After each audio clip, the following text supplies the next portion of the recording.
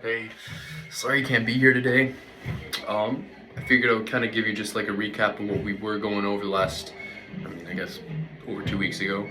But just kind of a quick, a little revamp of that, rehashing it, whatever you say. Um, so what we were basically doing was using triads and arpeggios, adding chromatics and approaches and closures, and kind of mixing them with the scales so we can get more vocabulary. And also so we don't have to learn all these crazy different scales to get this jazz sound. So let's just start with kind of like what we were doing before, and then we'll kind of lean into what we ended with. So like if we were doing a C chord, some kind of C chord, one that we've gone over is that you can do an enclosure on the root note and then go to the arpeggio. That's one we talked about. So if this is our note, we can go right. I like this one because it gives me 4 notes and it puts my root note on the downbeat. It goes 1 E and a 2. 1 E and a 2 E and a 3. Okay, so one more time.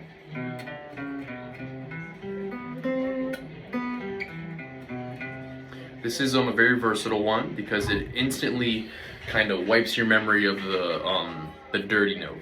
Like anytime you hear this kind of thing, your brain is kind of like, oh, it's a little weird, it's kind of dark. But then when your ear hears, oh, it's like, okay, that sounds nice. So it doesn't sound as bad when you mix them. Now it just sounds like nice, kind of more mature vocabulary. It doesn't just sound like, which is more typical and kind of cliche. Gives it a little more character. Okay. So that was one way we could do it, and you can also do it to any of the chord tones in the chord. So if we're doing it to our C major here, I can also do it I can not do it to the root, and I can just do it to the third instead. So instead of going, I can go.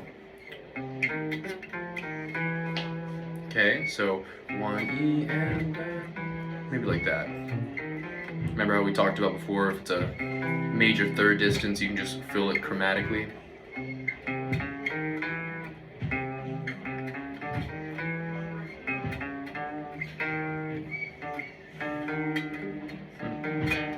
It's hard to go out of tune. That's okay. But still.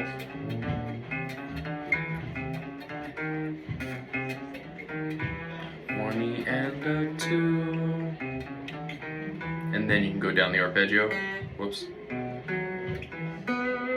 Okay, so we have from our C,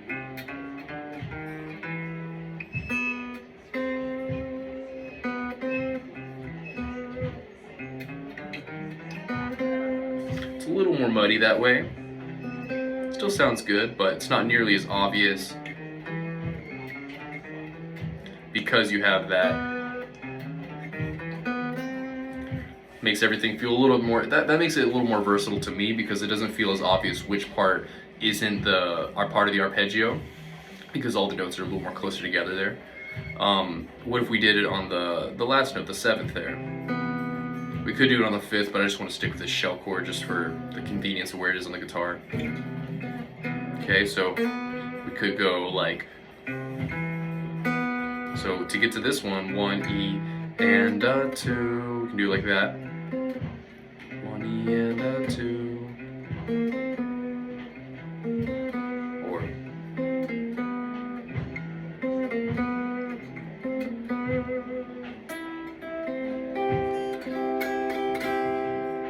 okay. So doing that to like your D minor and like an 2-5-1 or something like that in C.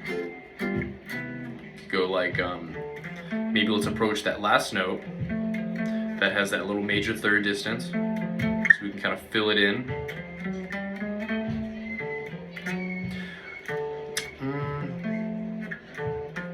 Maybe skip one of those because we're starting with the D, and then it won't land on the downbeat if we go 1, then it goes 1 E and a 2 E. So we can go 1 E and a 2. Kind of like a blues scale then. It still gets us to our chord tone. Okay, 1 E and a 2. Okay, and then we're gonna go into we're gonna use that next 2 beats as a rest, and we're gonna find our way into the 5 chord. Okay, E and a 2, E and 3 E. Okay, now what are we gonna do to get into the 5? Well, we have a G right here. Or right. Okay, a little power chord right there too. So that one's kind of close to where we are. So maybe we could use that one. So we're right here. And then maybe we can go maybe back down to G here, and let's see. And I'm just kind of improvising here, so we can kind of show you how you can like wander around these and kind of build some like patterns here. So we did the 2 chord, and then we're gonna land it back to the 5 chord. And now we're on the 5 chord. Now we can maybe do the chromatic to the 3rd. So we have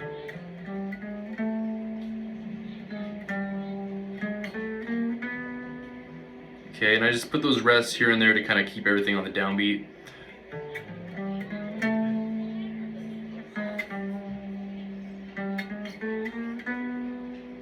Okay. Okay, that's what we have some more.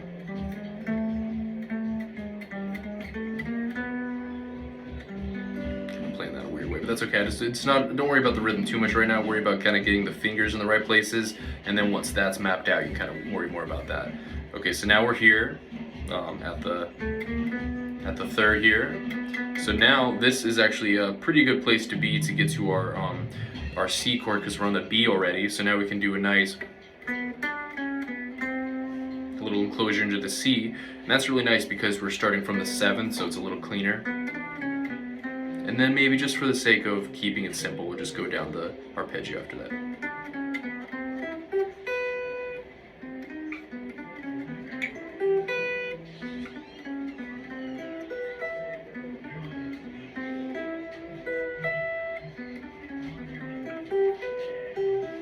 Okay, so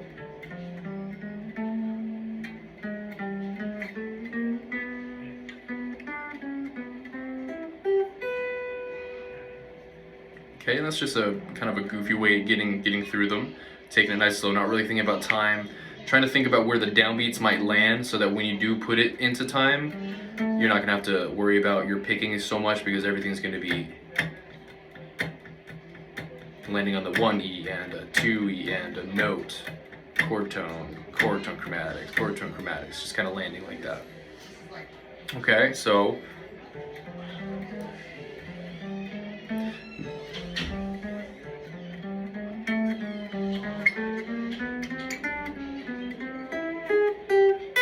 messed that one up.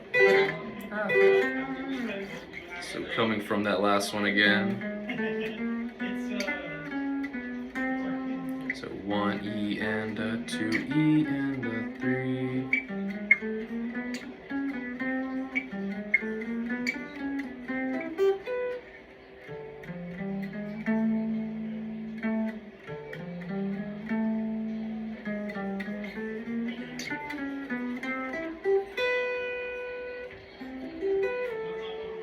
Okay, so now I'm here. I just did that randomly. Let's do the same thing with this D triad. Maybe let's go, just to keep it simple, let's just start from the root chromatic into each of these, so we keep them a little bit easier when they speed up for the keeping everything on the downbeats. So maybe let's go, so we have a minor 3rd, so that gives our, that one gets an enclosure. 1 E and a 2. Then I'll just go down the triad, or go down the whole arpeggio, get that 7th in there. E and a 2, E and a.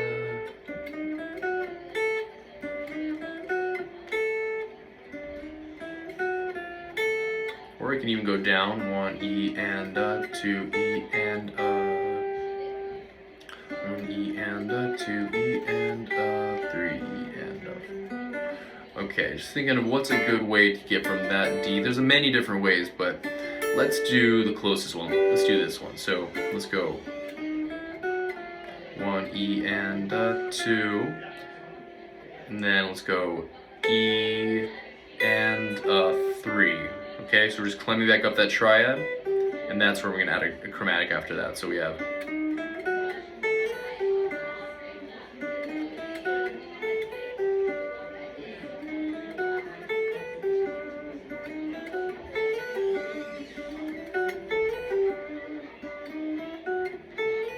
So 1 E and a 2 E and a 3. Now right here, this distance is a fourth, so it's a little big. So I don't want to worry about that right now. So I'm gonna go this way, or actually, sorry, this way, like right here. Okay, yeah, let's do that. So instead of it going like that, I'm gonna go, which is going down a minor third. So I'm gonna go.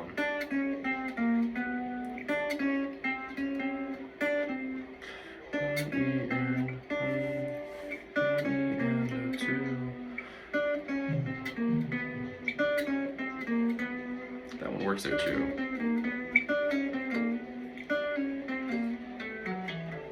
Okay, so this is how there's a few ways you could do that one. Let's just do it like this one. So you're going 1 down,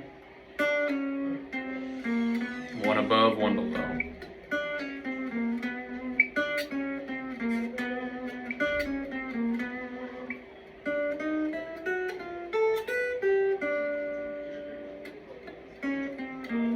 Okay, so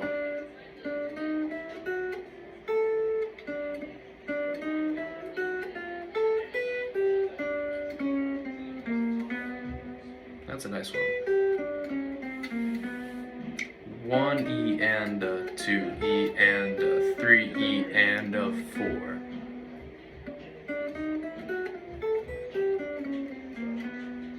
Okay, and then this is the same place it ended us on last time. We're at the B, the 4 E and a 1.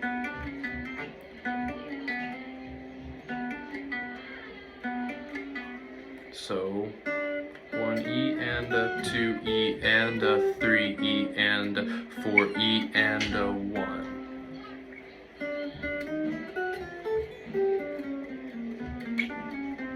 I messed that last part up. 1 E and a 1 E and a 2 E and a 3 E and a 4 E and a 1. You guys that last one up. 1 E and a 2 E and a 3 E and a 4 E and a 1. Sorry about that, dropped my phone. Okay, so the last one we were doing, the 1 E and a 2 E and a 3 E and a 4 E and a 1. Okay. And then another thing I want you to kind of practice doing, aside from just kind of trying to connect them slowly like that, build these like pathways in your brain, is to mess with one. Say you're on just like a 1 chord vamp, just do one of the chromatic enclosures, and then just do some pentatonic or something to kind of like make it feel a little bit cleaner. So here's a little backing track thing. Doesn't really matter what it is. So this backing track here is G minor. So I'm just playing a little G minor triad. Okay, so what I'm going to do is I'm going to do the chromatic. So like 5, 6, 2, 4, 3.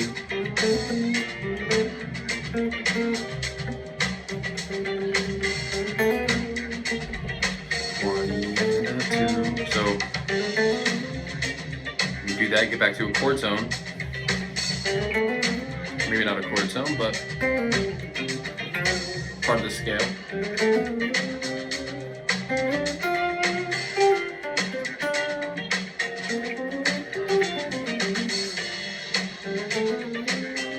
It sounds like kind of like the melody. Do-do-do-do-do-do.